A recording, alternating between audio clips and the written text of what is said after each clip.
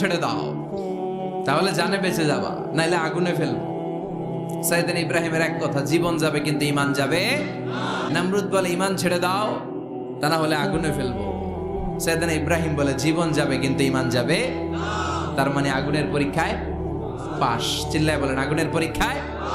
পরীক্ষা নাম্বার 2, একটার পর একটা পরীক্ষা নিতে আল্লাহ শুরু করলেন। আল্লাহ বললেন ইব্রাহিম যাও, কলিজার টুকরা সন্তানকে আর হাজারকে মক্কার ধুধু প্রান্তরে ফেলে দিয়ে আস। ওখানে মানুষ নাই, প্রাণী নাই, জনমানব শূন্য, দেখি আমার কদ্দুর ভালোবাসো। বলতে দেরি, টু শব্দ নাই, মরুভূমিতে ফেলে দিয়ে আসলেন। তার মানে পরীক্ষা নাম্বার 2তেও, কথা বলেন 2তেও। পরীক্ষা নাম্বার 3, আল্লাহ বললেন ইব্রাহিম দেখি তোমার হৃদয়ে আমার জায়গা কতটুকু। যাও, কলিজার টুকরা সন্তান ইসমাইলের গলার মধ্যে তলোয়ার লাগাও। সাইয়েদনা ইব্রাহিম বিয়ে করার পর থেকে আল্লাহর কাছে চাইতে চাইতে শেষ, মাগার সন্তান হয় না। ওনার প্রথম সন্তানটা হয়েছিল সাইয়েদনা ইসমাইল যখন জন্মগ্রহণ করেছে। ইব্রাহিমের বয়স ছিল 86 বছর। এই এলাকায় আসেনি 86 বছর বয়সে সন্তান হয়েছে? 86 বছর বয়সে তো হাঁটতেই পারে না।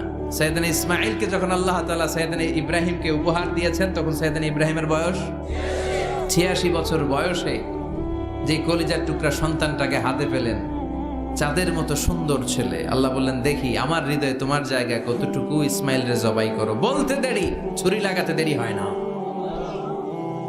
তার মানে এই পরীক্ষায় পাস। একটার পর একটা আল্লাহ পরীক্ষা নিয়েছে, একটার পর একটা পরীক্ষা। আগুনের পরীক্ষায় পাস, ফ্যামিলি বিসর্জন দাও, পাস। কলিজার টুকরা সন্তানের গলায় ছড়ি লাগাও, পাস। এবার আল্লাহ বললেন এরপর তোমার বড় দায়িত্ব দিব, তোমাকে হজ প্রোগ্রামের এমডি বানাই দিলাম, ম্যানেজিং ডাইরেক্টর অফ হজ। সুবহানাল্লাহ কইবেন না? আল্লাহ বললেন ইব্রাহিম বিশাল বড় কাফেলা বানাও, হজের আঞ্জাম দাও। সাইয়েদনা ইব্রাহিম বললেন আল্লাহ দুদুমরু প্রান্তর, জনমানব শূন্য, মানুষ নাই, পাখি নাই, কেউ নাই, কিভাবে আমি হজের আঞ্জাম দেব? আল্লাহ বললেন ইব্রাহিম হজ প্রোগ্রামের ম্যানেজারগিরি করতে চাইলে 3টা পেশা তোমাকে বেছে নিতে হবে। কয়টা? এই 3টা পেশা এর সমন্বয়ে তুমি হজের প্রোগ্রামের আঞ্জাম দিতে পারবে। পেশা নাম্বার 1 তোমার রাজমিস্ত্রির কাজ করতে হবে। পেশা নাম্বার 2 তোমার ঝাড়ুদারগিরির কাজ করতে হবে। পেশা নাম্বার 3 তোমার মুয়াজ্জিনগিরি করতে হবে। সুবহানাল্লাহ কইবেন না?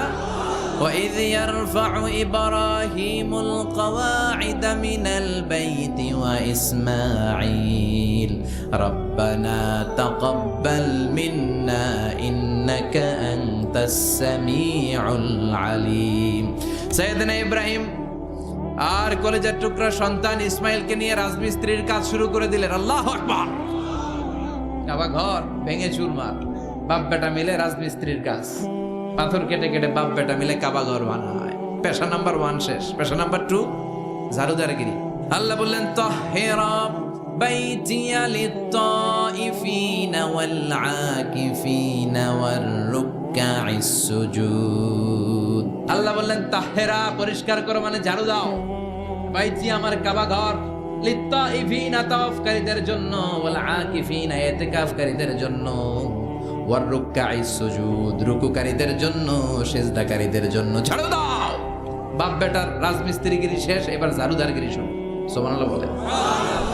এরপর আল্লাহ বললেন 3 নম্বরে মুয়াজ্জিনগিরির কাজ করো। ওয়াআযিন ফিন-নাসি বিল হজ্জি ইয়াতুকা রিজালান ওয়া আলা কুল্লি দামিরি ইয়াতিনা মিন কুল্লি ফাজ্জিন আমিক। সুবহানাল্লাহ পড়েন। ও ইব্রাহিম আযান দাও। আযান মানে ঘোষণা, তুমি হজের ঘোষণা দাও। মানুষদের ডেকে বলো আল্লাহ ঘর বানিয়েছেন, এই ঘরে তোমরা হজ করতে আসো। সাইয়েদনা ইব্রাহিম বললেন আল্লাহ আমি আর আমার পোলা ছাড়া কেউ নাই। কেউ আছে? মানুষ নাই, আপনারা কেউ নাই, আমি কার সামনে আযান দেব? আমি কার সামনে ঘোষণা দেব? আল্লাহ মানুষ নাই, প্রাণী নাই, পাখি নাই, দৃশ্যমান কিছু নাই, কোথায় আমি ঘোষণা দেব? আল্লাহ বললেন দাঁড়াও, দাঁড়িয়ে তুমি আযান দাও, ঘোষণা দাও। তোমার এই আযানের আওয়াজটা